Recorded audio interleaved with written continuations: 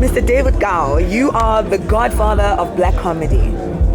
And basically, before you, I don't think anybody knew that, you can be paid to be funny. How has your journey been throughout all these years since you guys started coming to Macufe and now? I've been doing stand-up comedy now for 15 years. Macufe, I think 7 years. As you can see the show for yourself, one of the best shows I've ever done in my life. Every single show for the past 7 years sold out, over 2,000 people. It keeps getting better and better, bigger and bigger, sells out quicker. People love the show. We've had more and more comedians come to the Free State for the first time. Some have never ever been until we bring them. To top it up today, Basket Mouth is the biggest comedian I know in Africa.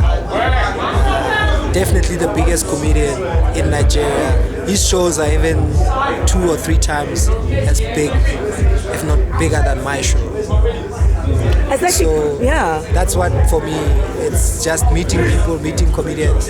More than anything, having black comedians make money out of comedy. That's what I want. I've noticed that there's a lot more sex talk going on in comedy. Is that something, that's new, or is it something that's always been there? It's not something new, but people feel more and more comfortable, especially with their audience or with their fans. But because comedy is also about you and the person you are. So I'm not going to talk about things I spoke about 15 years ago when I started. Because today I've got a wife, I've got 2 kids, you know what I mean? Sfiso's got a kid, Skumba's got a wife and 2 kids. So everybody talks about their experiences. Basket Mouth talks about his experiences with women in Nigeria, or being a Nigerian outside Nigeria. So it's always, it just happens that Dumi is pregnant for the 3rd time. How can she avoid talking about sex? Yeah.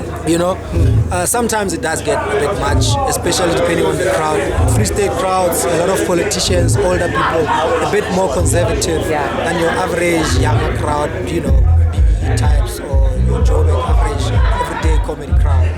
So sometimes it's a bit too much, but if you're watching the person, you have to allow me to talk about my experiences. And I will keep in mind that you might think it's a bit too much of this, too much politics or too much of that. So you just have to try and keep a balance.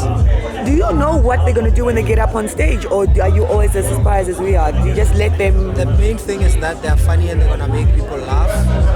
And they won't disappoint, and they will be funnier than the last time, and they won't repeat themselves if they've been here before. They will be fresh and give something fresh to them. And you know what, Macufe is a cultural festival, and I'm really curious, with all the arts that are going on, this year, how does culture fit in to your art form? How does it affect? How does it affect performance art? That's what it is. You stand on stage, you perform to people. You need an audience. We don't exist without an audience. So it's not just a job, but it's a culture, it's a way of living, and it's also, you can make it part of your lifestyle.